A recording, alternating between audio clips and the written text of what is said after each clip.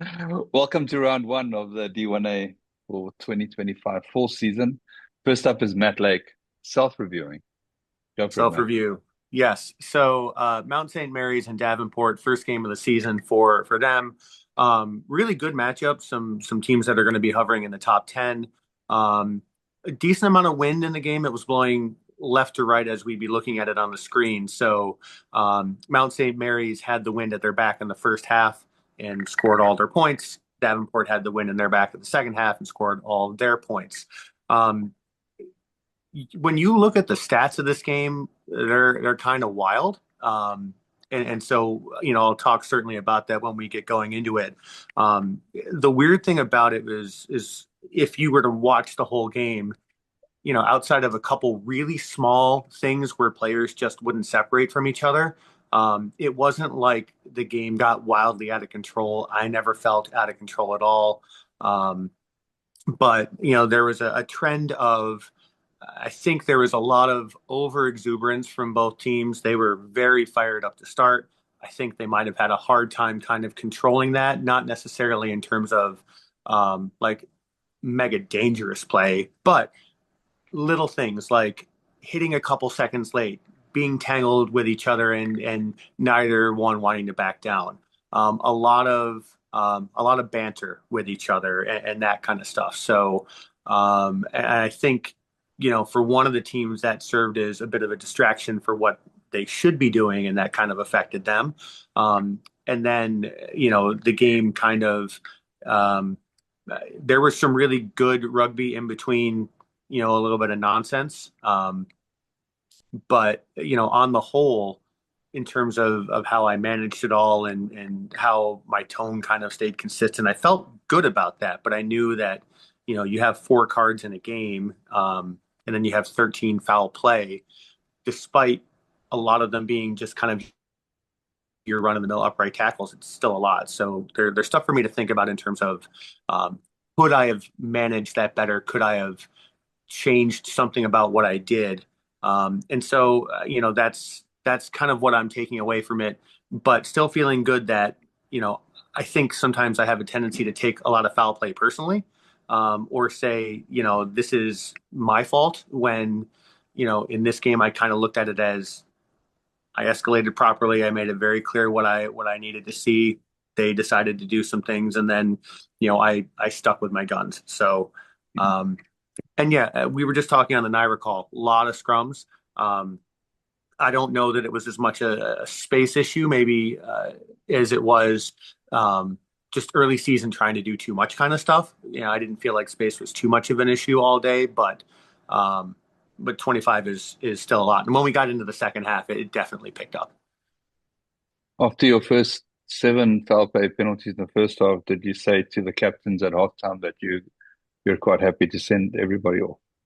Yeah, yeah, and so the two that happened in the second half, one was repeat infringements inside the 22. That was Mount St. Mary's. And then the other one was maybe a minute and a half later, a Davenport player just decided, pass went off about a second and a half later, just gave the guy a nice shove. And that was kind of in and of itself in a game without the context, it'd be like, just don't be dumb. But if you're Mm. going to do that 60 minutes in when I've already given three cards and I've already talked to the teams about, you know, plays away, get off each other, that kind of stuff. And Yeah, he's like, sorry, sorry, and I'm like, well, you can be sorry, but you're still going. It's that kind of thing. So, yeah. um, yeah, I just you kind of you get the cards that you're dealt, and you kind of play with them. So I think where I want to start is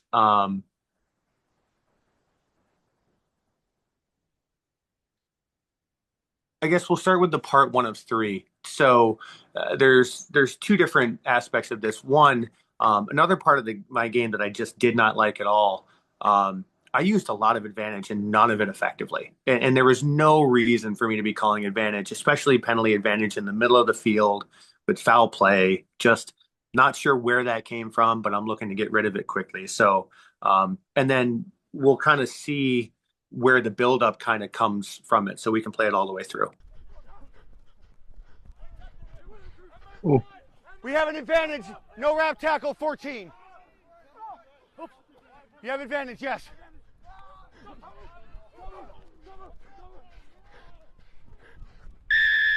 Coming back. Now, if you kept, did it keep playing or no? I'm sorry. No, it stops here. Damn. Um, okay, so I think I should have clipped another one there. If we kept playing on there, as that clip ended, you'll see two players Yeah, you in. see that, Matt. You see them fighting on the ground. Yeah, well, Yeah, yeah, there's stuff on the ground, right? The one right near the right at the top of the E in the yeah, middle of the I field. believe. Yeah. Yeah, right. And then maybe clip two is what's going to show it. So that happens, right? And Over then here. now we're still at it, right? And I don't see anything because I'm chasing ball. And then I think if we go to clip two, it's the continuation of that. But if I don't play advantage right there, that doesn't happen, right? Because Yeah. you said it right there. It was a clear upright no wrap by 14.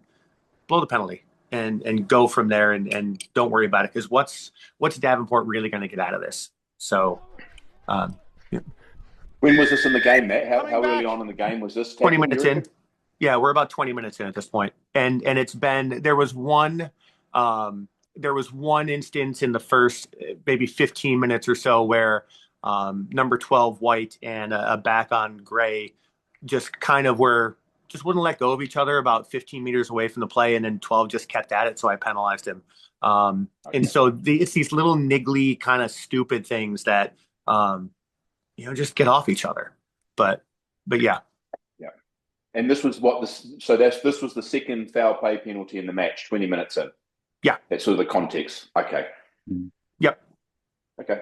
I think, one thing that definitely works well in this competition is those very loud, very quick penalties and not over explaining yourself. Because everybody gets such a fright that you're blowing your whistle so loudly and you immediately award that penalty. Yeah. And you don't even necessarily need to talk to that player. No. I mean, everybody knows what happened unless you really want to speak to the team. It's different, right? Right. But, hopefully it's not the captain. And if you need to speak to someone, you can speak to the captain. You have to call the captain and the player and admonish them both. Everyone knows what's happened, right? Yeah. Just And less is more. as it turns out, number 14 was the captain in this situation. So if I wanted to stop and just say, hey, that's two now, they're two different foul plays, one's after the ball. But before I could even get to that, I think if we go to clip 2 of 3, I believe that'll be the continuation of this, so we can see how I handled it. It's very odd to have a 14 that's captain. Yeah, I thought so too. I don't like it.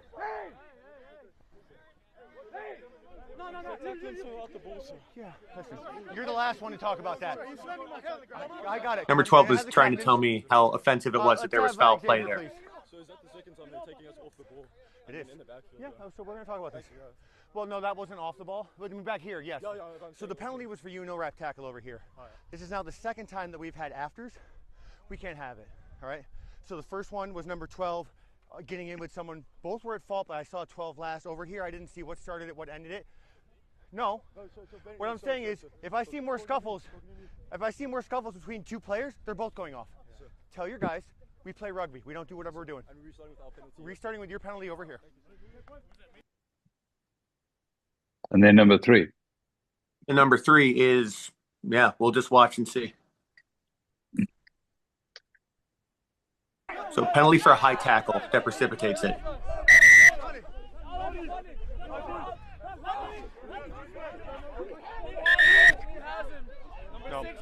Nope. I'm on them both. Number 6. Wait, let me. No, you're not speaking. Number 6 and what number are you? 6. Number 6 and number 6, you're both off. I warned you guys. Both off. So there was a high tackle by 6th grade that precipitated it against 6 White. 6 White wanted to try to get the ball back to do a quick tap, which really wasn't going to be on anyway. 6th grade wouldn't let go. 6 White kept going at him. And at that point, I've told you exactly what's going to happen if I see another scuffle. Off you go. Right? So, Yeah. I mean, at least in terms of escalation, setting a standard, making it clear what's going to happen, and then following through on it, there we are. But it was those little types of things. And then it cleaned up after this. This was about 2 minutes left in the first half. And then it cleaned up for a good, 20, 30 minutes or so. But then as the game kept going on, it was just these upright or these like flailing arm tackles. And it just turned into, over half the penalties I call are foul play at this point. If you had blown that other penalty quickly, you might never have got you, right? That's right. Yeah, Possibly, that's right. yeah. So there was off ball by 12. I addressed that. If I had just hit 14, that's why I put for number one, effects of the ineffective advantage. If I hit that hard and clean, I think the rest of it, Yeah. it might not happen, right? And Yeah. that's it. So then if we go to the one at the very, very top, another late hit, this is a yellow card because of the context. So no, actually, was it? Let's see. I don't think this was a yellow card. If we go ahead and play it. See. Advantage. Oh, yeah. So Coming back.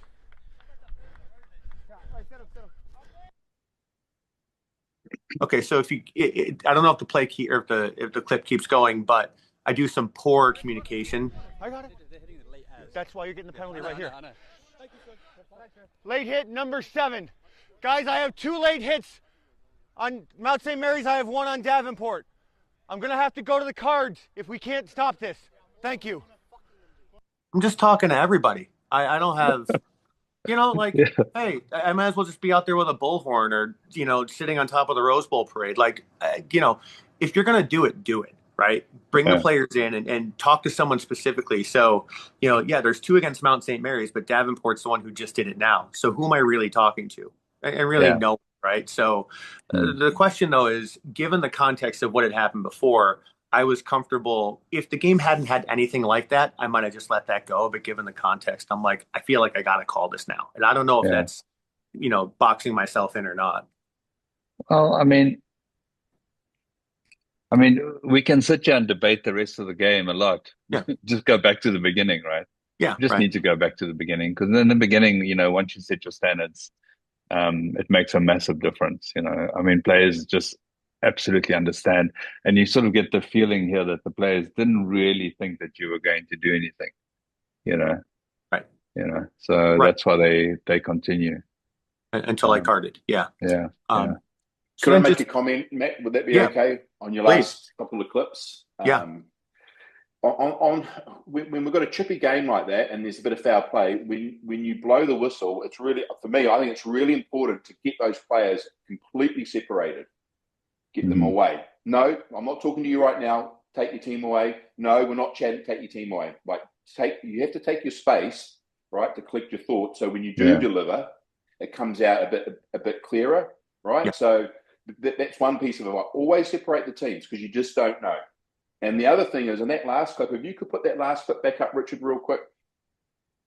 There's something that happens in there that just shows. It's a very good clip to show this, make this point. So we can fast forward right once you blow the whistle up. Anyway. So once he blows his penalty, stop it right there for me, Richard. Now, we've had foul play. You're going back for foul play. You're 10, 20, 30, 40 meters away from where the ball is. Fine, I get it. It's going to go into touch. We sort of back off.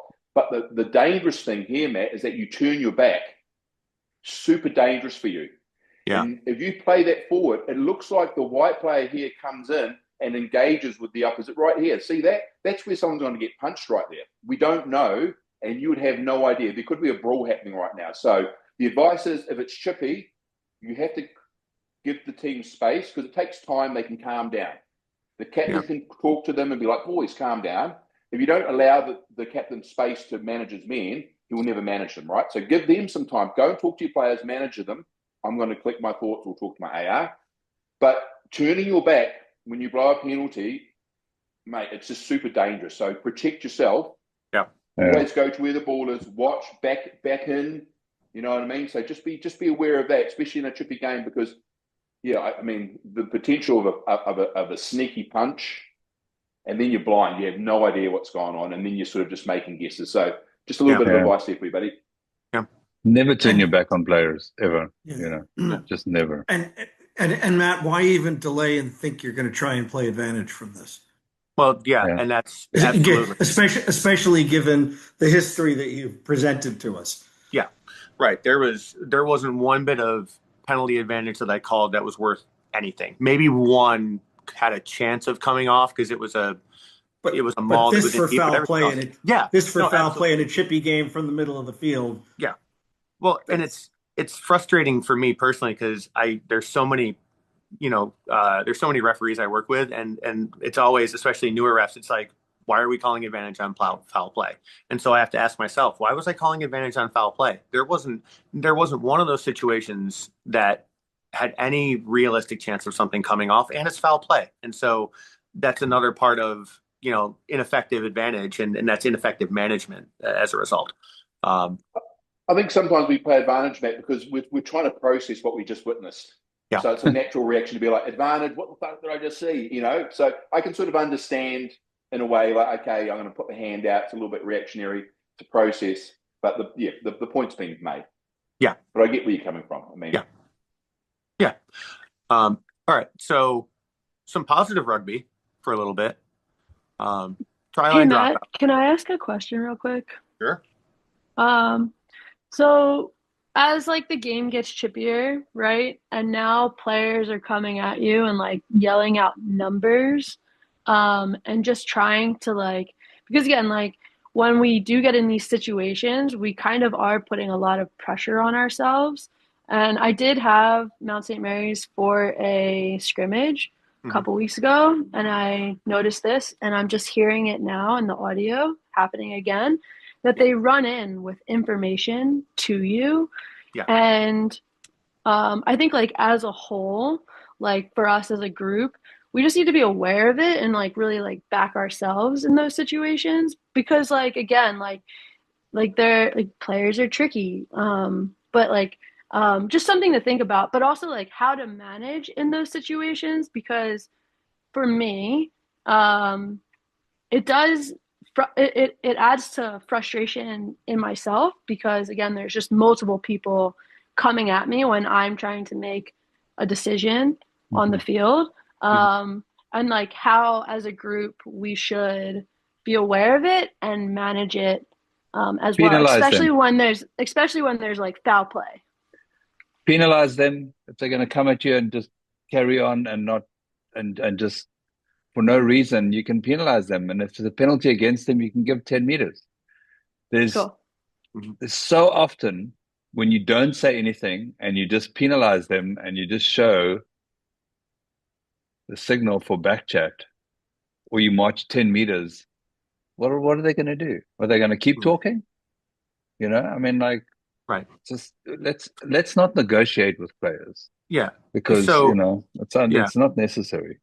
The interesting is that in this game, I got hardly any back chat at all. Yeah, I had 12 coming in at the one telling me information, and I just told him, like, he was the one that was involved in the first one. So I said, you're the last person to talk to me about late hits. But generally speaking, so this year, one of my work-ons was I wanted to try and have broadcast-ready communications. That was an amusing comment, Matt. Well, thank you. I mean, but every once in a while, but like, and if you say it in the right way with the right tone, and he kind of like he understood and it was fine. But it's a risky game, but you got to know yourself. But I think the other thing is that part of me saying broadcast ready communications is I'm never going to let them hear me raise my voice or feel like I'm out of control. And I think that helped me in this game because once I gave the cards and everything kind of settled in. I wasn't getting people yelling for calls. I wasn't getting stuff from the sideline. I wasn't getting any of that because I think I handled my business and I told you what was going to happen and it happened. And, I didn't have to raise my decibels at all. Now, granted, that works for me. But I find that just me personally, if I can keep my volume lower, then they know that I'm not rattled. At least, that's been my approach and it's worked, over this last year or so. I think one of the other things for everyone to take note of and remember is that just because somebody talks to you, it doesn't mean that you have to answer them. You don't have to answer everybody. Mhm. You're not obliged to answer every single question or everything, you know. I'm saying you have to be rude, but if someone comes and shouts at you, sometimes just a look can make them stop, you know. Yeah. Um, it's just body language, eye contact, all of that. Remember when we talked about communication, words make about 7% of communication, right? So Yeah. anyway, Yeah. positive thing. Let's go. Positive. All right. Positive. So, try line dropout, ball held up.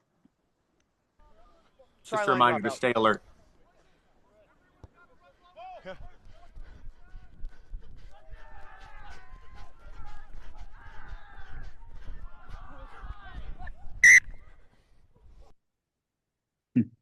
Yes. So it just, every once in a while we see teams get smart about that, and Davenport, or I'm sorry, Mount St. Mary's was very smart about those little things. So just keep a heads up. Last one is this is white scrum, and I want you Yeah, to that look at line the there back line threw of me white. off. You're inside. Crouch. Bind.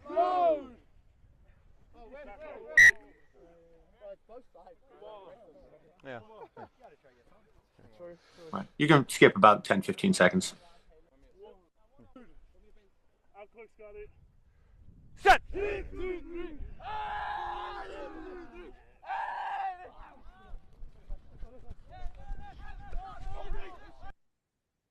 Right. So first receiver leaves early for sure by white. That prompts Gray to leave at the same time. I kind of saw it, and I felt like where we were in the field and everything else, it was a note it and kind of address it if it comes up again. But on the whole, I think we might have talked about this last year too. Um, it's I think if the field position was reversed, there might have to be a call made, right? Is that how we'd be looking at things contextually? Where if White is 5 meters away from scoring as opposed to backed up against their own in goal. So you're saying Yeah, that White is these not are five tough. meters back here? So White started their burst before the ball came out. Like the timing wasn't right. So he was probably when that ball came out, he was probably 2, 3 meters away and caught a flat pass. But wait a second, I it don't think looked to so. me like he doesn't cross the goal line until the ball is out. He's Okay. onside until he crosses the Yeah. goal line. He's allowed to start running. I don't think he's. I think he just has good timing. Not that he's offside. Yeah. Yeah. I think I have to agree with that. Okay. I think yeah, I mean, it's a matter of not sort of overthinking this, right? Yeah. So Yeah. we It's don't want just to get once too I guess technical. well, I guess then right, but then I guess when he starts to move, Gray starts to move, and Gray is, like Gray doesn't have that runway. So I mean, I just played on because I noticed it, and I'm Yeah. like, everyone got what they wanted out of it, but Yeah, just good something. play on, Matt. Good play Yeah. on, Matt. If you chase these, mate, you're going to have a long day at the Oh, I office. Yeah. figured. It's So so hard to yeah, be credible with it. Like it's so yeah, hard to get your timing right. Hmm. I say you play on and you just worry about the big fish. For okay, sure. good. Yeah. Love it. Yeah, Yeah. All right, Like that. Like the early foul play penalty. yeah, yeah. just get it out. All right, Thanks, man. thank Appreciate you. it. Yep. Thanks. Jared and Bob. Hello. Hey, everybody. Thank you How so you much for doing? having us. So we had Queens coming up to Navy. Really fun game. Both teams came ready to play, firing on all cylinders. Navy incredibly well structured, very fit. Queens very dynamic backs, good in with ball in hand and being reactionary to what's in front of them. Good heads up rugby on that front. Yeah. Made it interesting in the lineouts where Queens had difficulty retaining their own throw in, which Navy was able to recognize and adjust their strategy to weaponize kicking down pitch and really make that aspect of the game something they could use to their advantage. Overall, super fun game. I don't think there was anything overly controversial that happened during it. And really appreciate Bob going through this with me. Bob, is there anything you'd like to add to that? Is Bob here?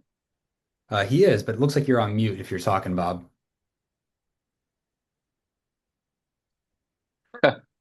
Or he's too good to add his own color. Um, so Where is he? He's right there. Huh. Okay. Anyway, So the one of the biggest focus areas for me coming out of this game, the scrum, right? Like came into it with my head switched on to need to nail the setup, need to nail the setup. And we started to have difficulties once the ball was in and maintaining the standard for after that aspect, because I am quite happy with the setup aspect of it. So need to make sure that I have that in my mind when I approach that facet of the game. yeah, Now, in terms of areas that I think are more interesting, if we could switch to the clips. sure. So we'll start with offside management, third from the bottom.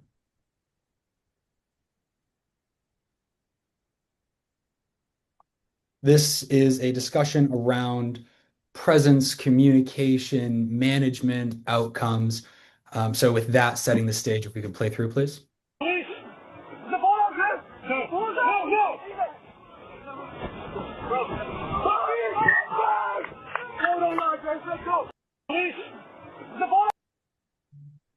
So we've got blue one here starting from an offside position.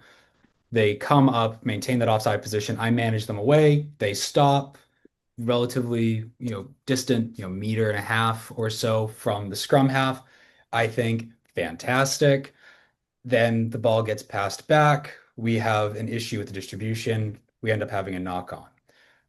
There are two very obvious schools of thought here of communication was had with the blue player. They stopped their advance. There was space for the distribution to occur. One could argue whether or not the nine was pressured or not by that decision. Live, I looked at it. He had space. He wasn't staring at the one. Didn't seem like he was too stressed about it. Tossed the ball back. Everyone and their aunt and uncle saw the knock on. Go to the whistle on that. I think it's an interesting clip to share because it's one of those where there's going to be varying opinion on this, and it's an interesting discussion point. Can we start with positioning? Sure. Yes. Just positioning, yeah. How'd you get caught over there, Jared? What happened before this? What led up to you being caught so tight on that blind side and not being open in front of this number one here, mate? Fantastic question. I actually don't recall what's happened before this. We can have a look. It's a good habit to get into when you have a clip like this where you miss something or you're unsure. Go back a couple of phases and just see how you got to where you got to. You know what I mean? Because a lot of these things all come down to if you had positioned yourself on the open side like there, Jared, that guy would never have been offside. Mm-hmm. So positioning is always number one. If you're not positioning yourself well, you might as well there's no use trying to go forward. Just get yourself this is the perfect position, Did Jared. you see how brilliant that is? It's brilliant. I mean, ball in line, about a meter off the D line. You've got all the players in front of you. You can make eye contact with all the defenders. Perfect. And you take that step when the ball's available and push them back. We've been talking about that in 2 meetings now. This is perfect, right? Yeah, great work, mate. So this is where you get into trouble, Jared. So we go back to where you work perfectly, and that just previous, right? I think you get into trouble, mate, because there's no need to pirouette here. So you've got your ball available. You're in a perfect position. Do such good work there. Look, you're pushing them back onside. Why not just side shuffle out a few meters here and let them crash inside you again, and then you just shuffle across the field that way, rather than doing this big step through, and that's how you get caught in the whitewash of the players. Yeah, well, the step forward, to your point, is a big problem. It's not just the pirouette, but I do take a step forward that gets me half a step behind. Sideways step, you would have been in the perfect position to manage these players. So yeah. And we were talking about in the previous meeting as well, is that often times when the referees take that step forward to pirouette, you have that moment of just being static. Yep. So if you're going to step forward, you need to keep moving and you need to get back as fast as you can, because you can see here there's a moment of just being static, right? Yeah. So I mean, and it's funny in a game like this how it goes from just this is perfect, right? This is perfect how you move them back here. Yep. Great. Yeah. And then probably not even a need to go that far, just to turn. Just turn with the And, ball. and to answer your question about the call, Jared, in general, I would always go explain that call away to the is it who's getting the ball? Navy. Who's in the Brown? Navy. Explain that non-call to the Navy coach both Yeah. ways. Yeah. Explain to it's so much easier to go, one was offside clearly, so I penalised them. The Navy coach is Yeah. like, absolutely. And the amount of explaining you had to do to the group to justify the call, explain what you were thinking, that's your answer right there, mate. Sure. The thing you should be, bang, done, offside, boom. That's the safest call a referee can make there. This here, now you're under all sorts of like, they think, so just explain it to the losing coach. And if it's easier to explain the call you made than the one that you didn't make, then that should guide you, I reckon. Like Scott, I'm sure you remember the referee that played the phantom advantage all the time, right? Yeah. Anyway, yeah. So, but yeah, I mean, like perfect positioning. It's just work on that, right? Mall process would be next.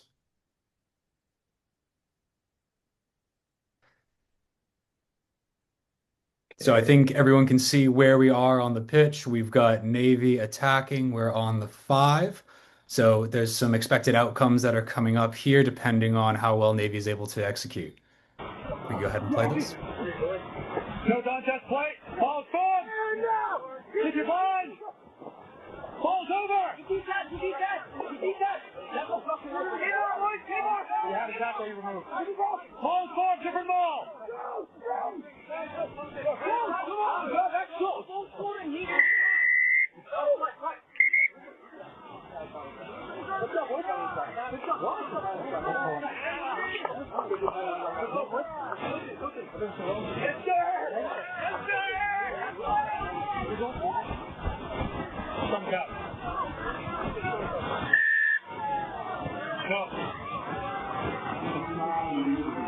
So, a couple of things to look at within this picture.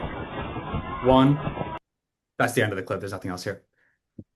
A couple of things to unpack here. One, we had the initial maul, ball carrier peeled off, second maul formed, maul collapse on the goal line, communication to the players, timing of the card, and how well that message was received.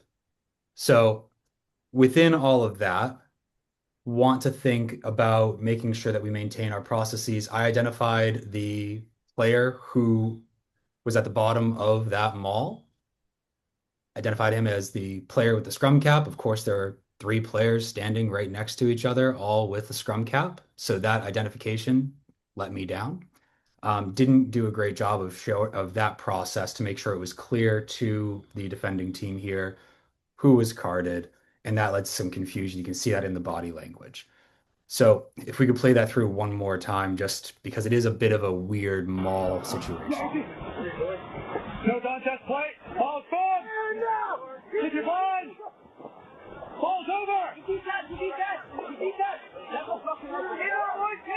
had a tackle you removed. Ball's gone. Different ball. Come on. That's close. So one thing that I didn't consider here, I think I made myself go through a bit more difficult of a process. If I kept it crisp and clean of would anyone be expecting anything other than a maul in that scenario? Were there enough gold jerseys? Could have said it was the same maul, go straight to the penalty try. No one's the wiser. Once I've started communicating that I thought the maul had ended, I then needed to be faster on my communication that the second maul had formed. And then once it came down, be stronger throughout that process there. Richard, I see you making some expressions One there. question for you. At what point in your head did you go, they're going to definitely score a try? Was it Once they started half moving a second before, or was it a second before? before I blew the whistle? Yeah, before I mean, because I'm just trying to think, like, if we're talking about this contextually, if somebody gets the ball and they're driving like 5 meters and they got momentum, you go like, they're definitely going to score, right? Because Yeah. you're like right on the goal line here. Once that ball goes over the line, that's no more maul, right? So it's a very gray area. So Um, I just like to think like, did you say far in advance? Here comes a try. Oh, they didn't score. They collapsed it. They clearly collapsed, Once we started and getting forward penalty momentum try. on the 5 meter, I'm Mm. thinking there's a very good chance that we're going to get points out of this, or if blue disrupts, we're in a penalty try scenario. Yeah.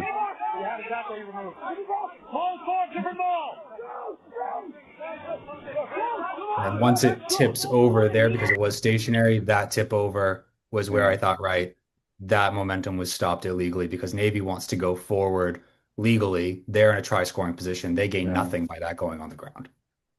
My personal opinion is that Navy weren't dominant enough in the situation right now. Mm. They weren't dominant enough that we know they were definitely going to score. So, I mean, but that's just an opinion. Maybe other Sure. people have a different opinion about because, and I think if that happened, if they had more momentum, more control, you would have just gone under the sticks, right? Immediately. Sure. You wouldn't have had to think about it for a second. That's just something to consider. But, Yeah. I mean, there are different approaches here. So, any other thoughts from anyone else? God, he's still with Yeah, us. Well, Richard, we actually looked through this match and we spoke about this play in Mm, reference. So there were other collapse malls in this game as well. So mhm. there was this pattern of bringing down a positive movement. Um, what we talked about is, we have the call made, right? He blows his whistle, and then there's this whole process going on in his mind. Sure. Then, well, how is he going to do? What's he going to do? Then he pulls out a card. Who are you giving the card to? Because players sure as heck didn't know who he was giving the card to. And then he was so focused on, okay, I got to get to the center and make this penalty try. I said, one, I think he needed to be clear on who he was doing to. Number one, I think it would have been crisp. I think that goes to you. It's like, if I knew that going into, yep, I expect to try, boom, it's down, that call should be bang, bang, bang, Yeah. right? And that should have been the process. Whereas when there's this delay, it's hard to sell, right? In the sense, and I thought that was an issue, and we did Mm. speak about it. I thought Navy showed that they could do it. I did watching the entire game, but I thought the process on how he did it could have been crisper, and I think he could have been more direct on it, and I think he agreed on that. Scott, I see you come off mute here. Yeah, look, I agree with Bob. I mean, we can debate whether this should be or shouldn't be. Like, I'm not going to worry about that. I wasn't there, but it's just how you sell it, mate. If you're going to give a penalty try, you got to sell it well. And look, I've been in that exact position where I'm like, what the F's going on here? And you sort of stop and think and you process. It's what the first game of the season for you, second game of the season, mate. These things happen, like with bandwidth, getting used to processing information. But you just got to sell it better. That's all. And I think Richard's point, when he said, "At what point did you think there was a try?" Fine. My thing is, like, when I'm standing at the line out, I'm like, "There's two things that's going to happen. Either they're going to score a try, it's going to be a penalty try. So I'm ready just to go and sell it better. And if you'd sold it slightly quicker, no one's going to argue. So Yeah. Cheers. Yeah. Absolutely. I think, the only thing for me was that I feel that they messed it up themselves, right? Over here. They were like, oh, we have to regather ourselves, but we got stopped. If they'd gone for 2-3 meters, it'd be much easier to call because they'll give you more time to think Yeah. about it and go like, you know. Yeah. So May I have a question? yes. Sorry, Diego here. Do you have official ARs in the match? I do, yes. So because he's positioning really well, you could just stop the game, just walk over there and just confirm to sell the call. It's They definitely were an option to have, yeah. they were Morgan, I see as well that you've yeah. got a question here. How do we sell it if we don't know the exact player? Is that your question for the hand raise?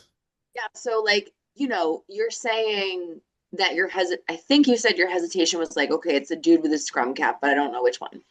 If Yeah. we're in that scenario, but we're confident with the decision, what's like can someone give an example of how we would sell that and be quicker? Well, if you don't have if you don't have a perpetrator of the crime, it's very hard to just to punish someone. So there's times when you just have to eat it. And if I was in Jared's position and I wasn't crystal clear, you just eat unplayable. I mean, someone's going to moan at you, but I'd rather be moaned at with the unplayable than getting the yellow card wrong or sending off the wrong player. That's probably has a worse effect on the team. Can you give like can you give a broad warning then and just like, hey, it looked like you collapsed them all there. I don't want to see that again, or do you just leave it alone? Well, let's go through that, Morgan. So you're saying that to the blue team, and if Navy's smart, their captain will be right next to you and going, so you're saying they collapsed it? So where's my yellow card penalty try? Yeah, so there are times in the game of rugby where you just have to eat what's going on in front of you. It's not about getting everything right 100% of the time. If you walk onto the pitch thinking you're going to be 100% accurate in the game, you're living in la-la land. If you can do 70% accuracy in a game, then, well done. And if you can get higher than that, good for you. But you have to be realistic. And there are going to be times in the game where you can't process what's happening in front of you. And it's okay to be like, I don't know what's going on. It's unplayable scrum to Navy because they're going forward. What's wrong with that? Then no one's being really punished. And you're not the center of attention. And you know what I mean? It's a lot harder for a coach to come and go, there's no footage of that guy collapsing them all. But he's not going to come to you and go, why did you go unplayable? So you protect yourself and understand it's okay not to know what's going on sometimes. It's not the end of the world. Yeah. But if you're unsure and you make a big call, it just exacerbates it. Yeah. If you're unsure, just say it. I'm unsure what's happening. We're going to scrum down. And if you've got a problem with it, my email was blah, blah, blah, blah, blah. Send me an email. The thing is, and you move on. That's how I'd sell it. Can we go back to the very first conversation? Is that if you were more sure that there was going to be a try scored, if you had another 2 or 3 seconds, you go, here comes a try, you would have seen who's taking it down. Yeah. But I think because it was such little movement and it all sort of crumbled on itself, you didn't see it because it might have just been, it's on the goal line and it just sort of, to me, Navy didn't do anything well enough in this point to deserve that penalty try. I mean, but that's just my opinion because it's easier to sell that it wasn't going to be a penalty try. If they had gone 2-3 meters and you'd be like, here comes a penalty try, easy to award, Sure. Easy to award. So it's just a really good discussion. It's just a matter of getting that into your head. You go like, here comes a try, and you go like, oh, look, it's number 6. Number 6 with the headgear collapsed it. Can I just say something? Sure. I am actually falling on Richard's side with this as far as it's rumbling forward. In my head, I'm thinking, okay, there's going to be a try, and then Navy stops the forward momentum. And then it kind of Navy gets the shove on, right? Navy is in the dark blue, right? The defense gets the shove on. So at that point, Jared, that's where I'm like, the penalty try is off because they have been stopped. The forward momentum was clearly stopped. So. Yep. And to answer Diego, I don't think we answered his question about talking about to the AR. And in a lot of situations, I would agree with you, Diego. I would go over to I'd separate the teams. I'd go over to my AR and ask questions just to buy me a bit of time, get my heart rate down.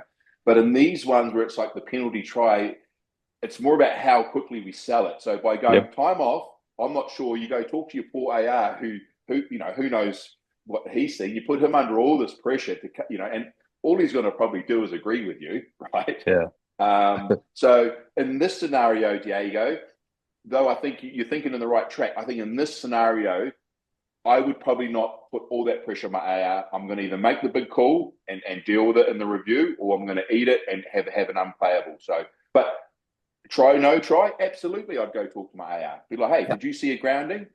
But in the penalty try thing, it has to happen. The timing is so critical, and how you sell it is so critical that I think going to your AR would just make it worse. Yeah, I agree. And don't put all the blame on your AR. Don't just choose a number and say the AR made the call. They were weak ARs. Yeah, sorry. My reasoning for this is because I think he decided it was a penalty try, but he was trying to find the right person, and it was three players who looked the same. Yeah, So Diego. in that scenario, that's why I say, okay, because it's a big delay between you find the right player. So maybe there is when you say, okay, this player, and then you go and talk to the AR, but you already make the decision. So it looked like the AR not make the decision for you, but help you to find the right player. That's why. Yeah. But still, if you want to go and award the penalty try and then come back to the AR and say, did you get a number, or say to the AR, did you tell the AR to make sure they got the number? For Easier the to make next, the decision when you're ready for it, right? Yeah. for the next Contextually. clip, Richard, if you could refresh this page, I have a duplicate in here, so I had to add back the second clip I wanted. So it should be up at the top, Oh, or yeah. third clip, excuse me. Okay. In front of Excellent. So kicker. here we have a in front of kick. As always, is a discussion, use of advantage, how we communicate. So follow this kick. We have white one loitering, doesn't do much, goes, makes contact. I'm looking at this going, we've got momentum for days. I'm going to sit quiet. If I need to use it, I can. Navy and gold end up running forward, and after a couple of phases, get the try. So the discussion around this is, yes, I recognize that there was all sorts of opportunity here. This would have been a very easy one to just say, we have advantage. Yep. Play on. Everyone knows I saw it. The team Yep. knows that there was a sinner out there. So this is I felt was a bit of an overcorrection in terms of trying to make sure that what I communicate, what's on, what's not on, is appropriate. So I did get a bit lucky with Navy continuing to run forward and not having to go. Actually, we had an advantage back there from the kick, and having everyone look at me going, "What in goodness gracious am I deciding off of here?" Sure. Absolutely. And I mean, I Yeah. think it's just the communication, right? Put your arm out, go. Yeah. Advantage to Navy in a situation because it's open play, broken play. You can see what happens, right? You can see what happens, and also just communicating that. Blue immediately go, oh, we're offside, and then the other team's got the ball, and we have a penalty advantage, so they might take more risks, right? Yeah, So Yeah, yeah, absolutely. yeah. Richard, we definitely honed on it, and I wanted to spread it out that we have to understand that making that communication sends a signal more than just, hey, he's offsides, everything else. Remember, communication is not just your voice. Communication is many different forms, and right, it's your presence, it's your whistle, it's whether I use penalty kicks, and those are all types of communication on what we want from the players. A simple advantage offside lets the players know, yep, he's definitely liable. We know, boom, we play it, we go, and we get it, and it's a. You say nothing. What does that tell the players? Tells the players yeah, that I can be here all day. And sure. so, yeah, we definitely talked about that. And yeah, and if he did, same thing would have happened. Play would have went out, and we would have been great advantage game, score, etc. Yeah, and especially with the 10 meters, they have to actively. Yes, They have yes. to move. They have to move actively retreat in 10 meters. So, Easy call. Richard, yeah. I saw this game live, and I wish everybody could see the look Jared gives the player, because he gives him that. This is like an easy call. Like, are you kidding me? I'm standing next to you. Yeah. Jared, this is that call, isn't it? Yeah. We had a couple like that. Yep. Yeah. Thanks, Jared. Yeah, absolutely. Thanks, Really Bob. fun game. Yeah, great. Lots of good attack here. The scoreline was 50-14, definitely with Navy controlling. Again, absolute blast out there. So thanks for having me. No, Thanks, Jared. Thanks, Bob.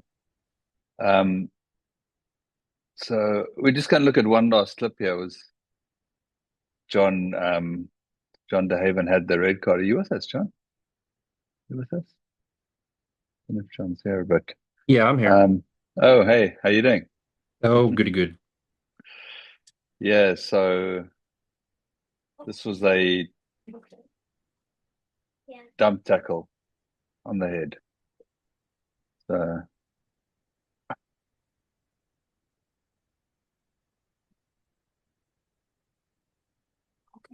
So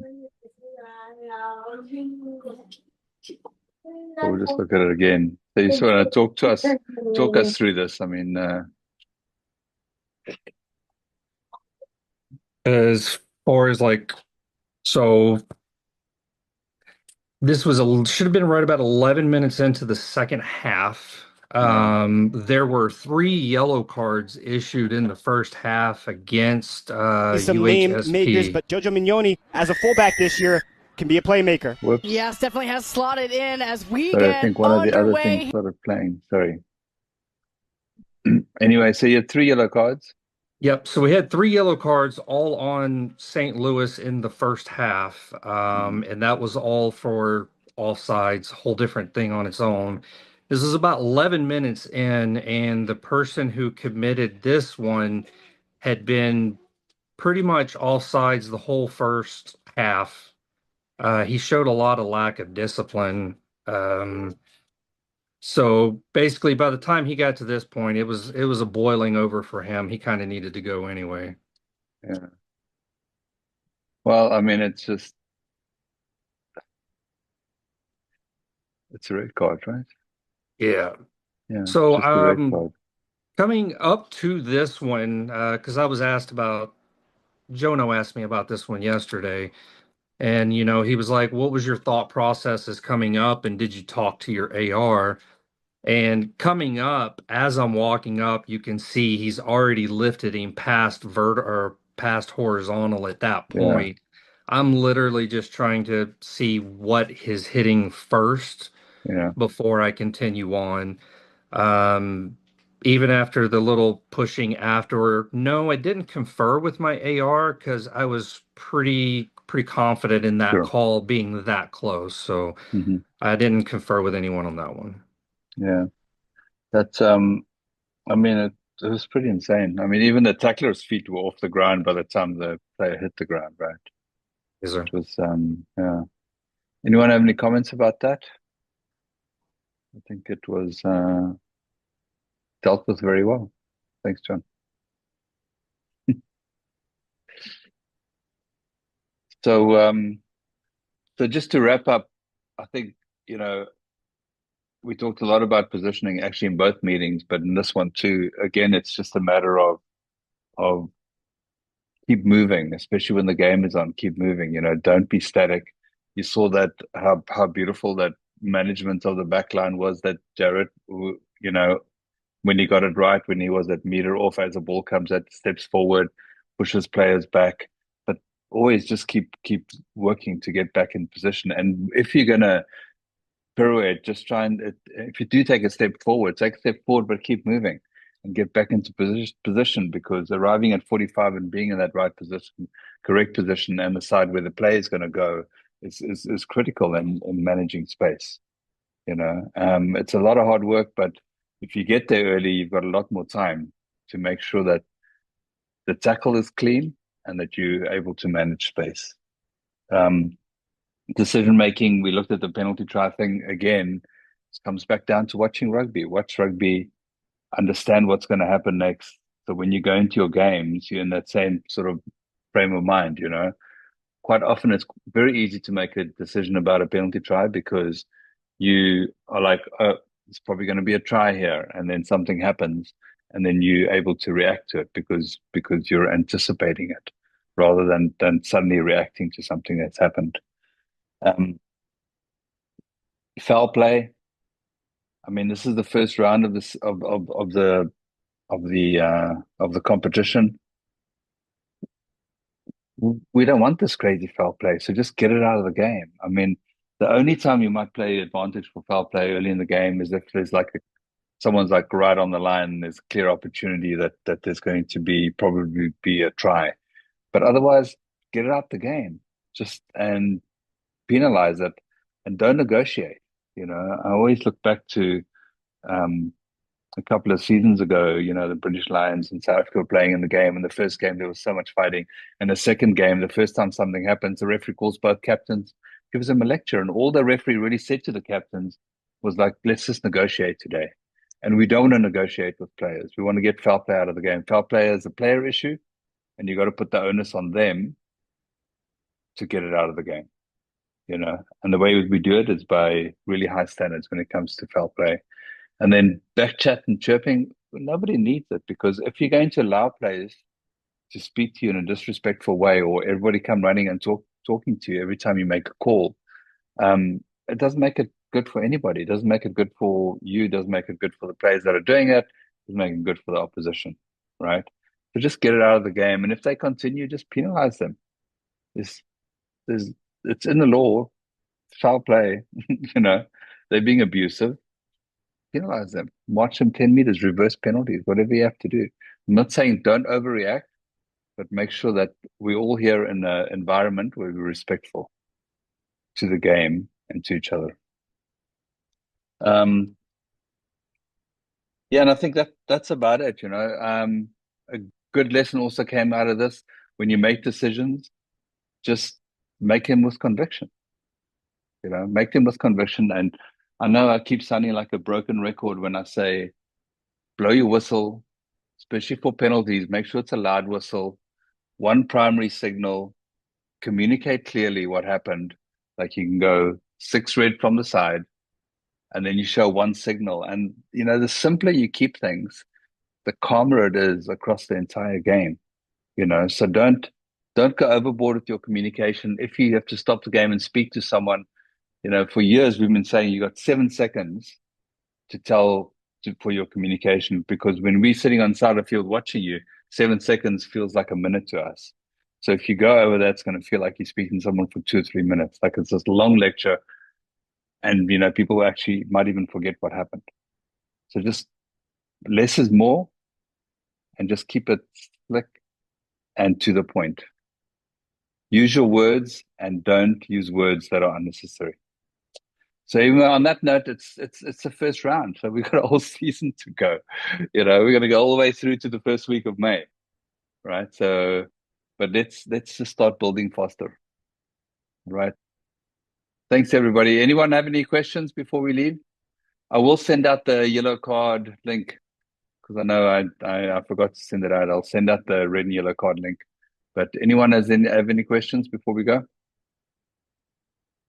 Tim, thanks for joining us. You have any questions besides 40?